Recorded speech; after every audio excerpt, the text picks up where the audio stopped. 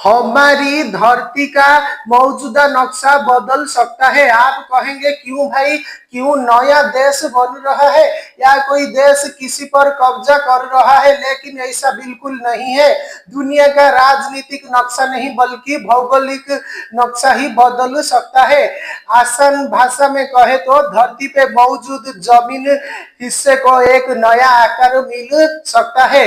ये खुलासा हुआ है एक रिसर्च में। इस रिसर्च में बताया गया है कि भारत के नीचे मौजूद टेक्टोनिक प्लेट दो हिस्सों में टूट रही है।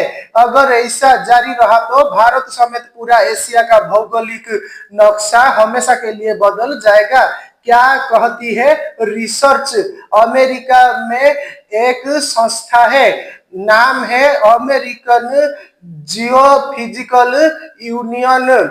इस संस्थान के वैज्ञानिकों ने अपनी रिसर्च में खुलासा किया है कि भारत के नीचे मौजूद टेक्टोनिक प्लेट दो हिस्सों में टूट रही है। इसका एक हिस्सा टूटकर धरती के तल यानी कोर में समा सकता है। धरती कुल 7 टेक्टोनिक प्लेट्स के ऊपर टिकी है। इन्हीं प्लेट्स के आपस में टकराने से धरती के नीचे घर्षण होता है, जिससे भूकंप जैसी घटना होती है। रिसर्च में बताया गया है कि भारत जिस प्लेट के ऊपर है उसका एक हिस्सा टूट सकता है।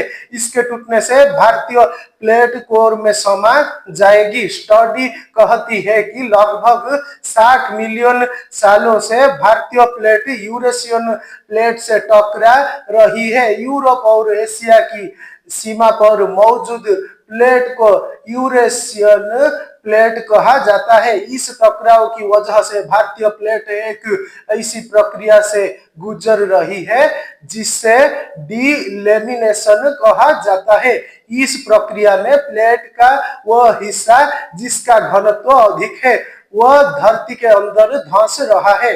यही वजह है कि इंडियन प्लेट में दरार पड़ रही है। रिसर्च के मुताबिक डीलेमिनेशन की वजह से प्लेट की स्थिरता पर असर पड़ रहा है। इससे उस जगह जहां ये प्लेट खिसक रही है वहां भूकंप का खतरा बढ़ जाता है।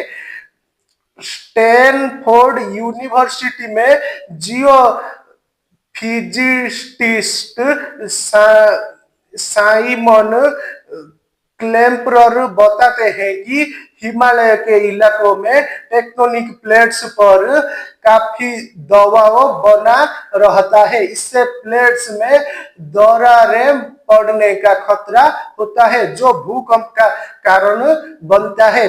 फिलहाल जो घटना हो रही है उसकी वजह से कोई विनाशकारी भूकंप आ सकता है। हालांकि वैज्ञानिकों का कहना है कि प्लेट के दो हिस्सों में टूटने की यह शुरुआती प्रक्रिया है।